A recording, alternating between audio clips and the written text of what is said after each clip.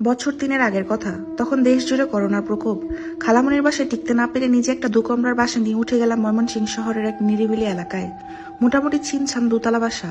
বাড়িওয়ালা আন্টি বিশেষভাবে সতর্ক করে গেলেন, কোনো ছেলে ফ্রেন্ড এলাও না, সাথে সন্ধ্যার আগে যেন বাসায় ফিরি। আমার এসব মোটেও কোনো আপত্তি ছিল না, বরাবরই আমি ইন্ট্রোভার্ট, বন্ধু বান্ধব নাই বললেই চলে।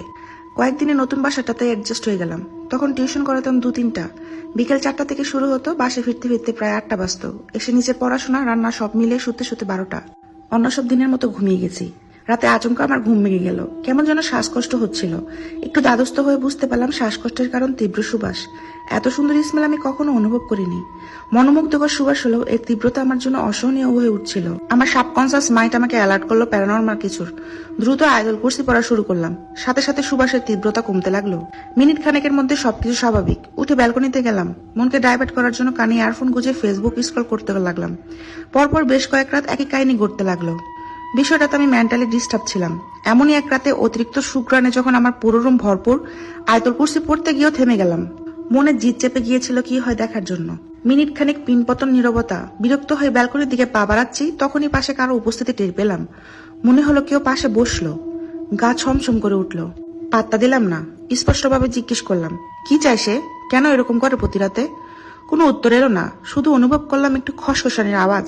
কেউ যেন একটু সরে বসলো। নড়াচড়া বন্ধ করে বসে থাকলাম একভাবে। মিনিট ১৫ পর অনুভব করলাম সে চলে গেছে। পরদিন প্রচন্ড জ্বর আসলো। জ্বর নিয়ে টিউশনিতে গেলাম। ২টো টিউশনির পর আর শরীর কুলাচ্ছিল না।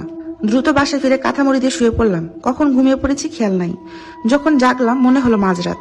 আবার চোখ বুঝে এলো। নানান কথা ভাবছি। হঠাৎ সে চেনা সুবাসটা নাকি এলো। বুঝলাম সে এসেছে। পাশে এসে বসলো। অস্বস্তি লাগছিল খুব। ভাবলাম দোয়া দরুদ পড়ি। আবার ভাবলাম না, থাক, একলা জীবনে কেউ তো সঙ্গ দিচ্ছে, থাকুক। চুপচাপ ঘুমানোর চেষ্টা করলাম। একটু পর সে চলে গেল। আমি হাঁপ ছেড়ে বাঁচলাম। একটা সময় পর তার উপস্থিতি আমার অভ্যাসে পরিণত হয়ে যায়। হুটহাট আসে, পাশে বসে আর উঠে চলে যায়।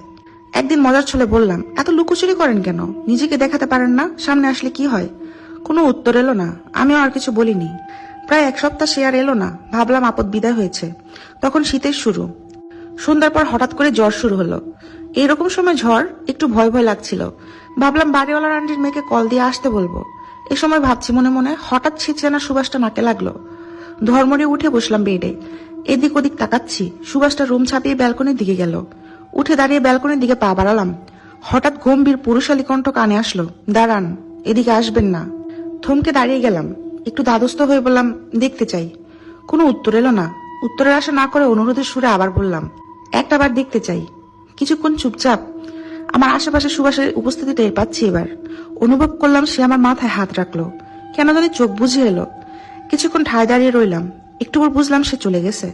কেমন এক ধরনের অস্বস্তি নিয়ে টলমল পায়ে ব্যালকনিতে গিয়ে বসলাম। তার বেশ কিছুদিন আর তার আগমন ঘটেনি। নিজের ভিতর কিছু পরিবর্তন লক্ষ্য করলাম। হ্যাঁ, আমি তার জন্য মনে মনে ওয়েট করছি। তার অনুপস্থিতি আমাকে অস্থির করছে। দিন দিন ব্যাপারটা অসহ্য পর্যায়ে চলে যাচ্ছে। সাইকোলজি নিয়ে প্রচুর পড়াশোনা করার দরুন টেলোপ্যাথি বিষয়টা জানা ছিল।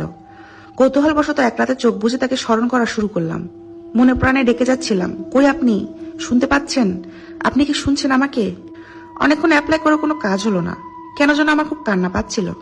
অনেকক্ষণ ওয়েট করে যখন বিছানা গেলাম, পরিচিত একটা সুবাসে রুম ভরপুর হয়ে গেল। এই প্রথম তার উপস্থিতিতে আমার ভীষণ খুশি হলাম। মনে হচ্ছিল পরিচিত বন্ধুর সাথে অনেক বছর পর দেখা।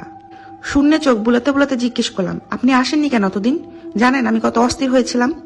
কোনো উত্তর এলো না। অন্য সব দিনের মতো সে পাশে এসে বসলো। তাকে দেখতে না পেলেও তার উপস্থিতিটুকু আমার ভিতরে শান্তি এনে দিচ্ছিল। চোখ বুঝে শুয়ে আছি, সে হয়তো পাশে আছে, নয়তো নাই। সুবাসের উপস্থিতি এই আচরণে ভীষণ বিরক্ত বোধ করলাম। মনের অজান্তে আয়াতুল কুরসির নাস ফালাক পড়া শুরু করলাম। সুবাসের তীব্রতা কমলো, সে চলে গেছে। তারপর বেশ কিছুদিন আর আসেনি। আমারও ফাইনাল পরীক্ষা ডেট দিয়ে দিয়েছে। তোড়জোড় করে পড়াশোনা শুরু করলাম। এর মধ্যে বাড়িওয়ালা আন্টি কবিরা মারা গেলেন। শুনলাম আঙ্কেল নাকি বাসা বিক্রি করে দিয়ে ছেলে মেয়েকে নিয়ে ঢাকায় চলে যাবেন। অনিচ্ছা সত্ত্বেও বাসাটাকে ছাড়তে হলো। ডাবল বেডের এক হোস্টেলে গিয়ে উঠলাম। রুমমেট এক জুনিয়র ছিল, পরিচিত, সব মিলিয়ে ফ্রেন্ডলি পরিবেশ। অ্যাডজাস্ট হতে তার সময় লাগলো না। প্রথম কয়েকদিন ঘুসঘাসের চাপে তার কথা ভুলেইছিলাম। রাত হলে এক ধরনের শূন্যতা অনুভব করতাম।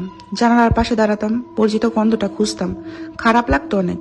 হয়তো তার সাথে আর কখনো দেখা হবে না, কিংবা হয়তো হবে। আচ্ছা, সে কি অভিমান করেছে?